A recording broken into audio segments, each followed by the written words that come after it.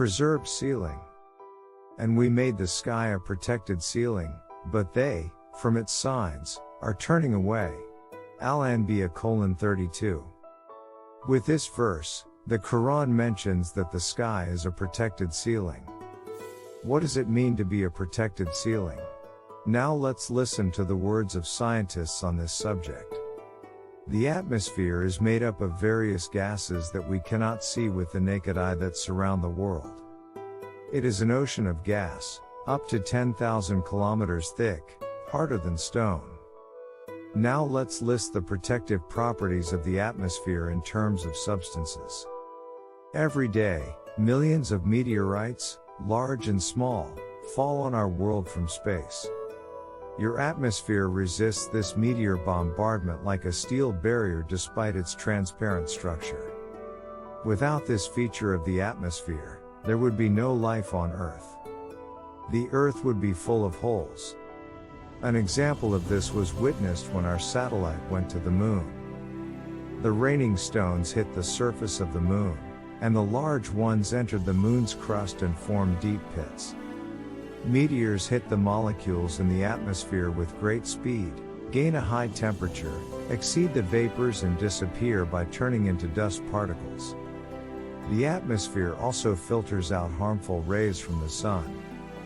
It traps ultraviolet rays that are lethal to living things. If the ozone layer of the atmosphere did not exist, the harmful rays from the sun would not be filtered and life on Earth would be destroyed. This protection is also pointed out with the phrase protected ceiling in the verse, and it is mentioned that this is a verse and evidence against the existence of Allah. The average temperature in space is minus 270 degrees. Our world is protected from this freezing cold of space by the atmosphere. The atmosphere, thanks to its properties, prevents the energy from the sun to quickly return to the sky. In addition, it provides the scattering of the sun's rays, making it possible to be bright in places that do not see the sun directly and in shadows. It provides a balanced distribution of the temperature on the Earth depending on the air movements in the atmosphere. In this way, the air masses in the very hot places are moved to the less heated places and a balance is established. Thus, excessive rise in temperatures in and around the equator, which is constantly heated, and excessive cooling of the polar circles, which are constantly losing temperature, are prevented. In short, all formations, from our protection from the deadly cold of space to the provision of livable heat in the world, have been possible, thanks to Allah's perfect atmosphere with all its details. It is not only the atmosphere that protects the world from harmful effects.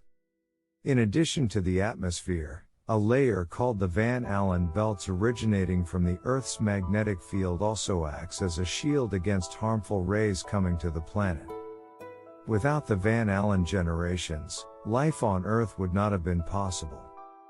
Deadly cosmic rays from stars other than the sun cannot pass through this protective shield around the Earth.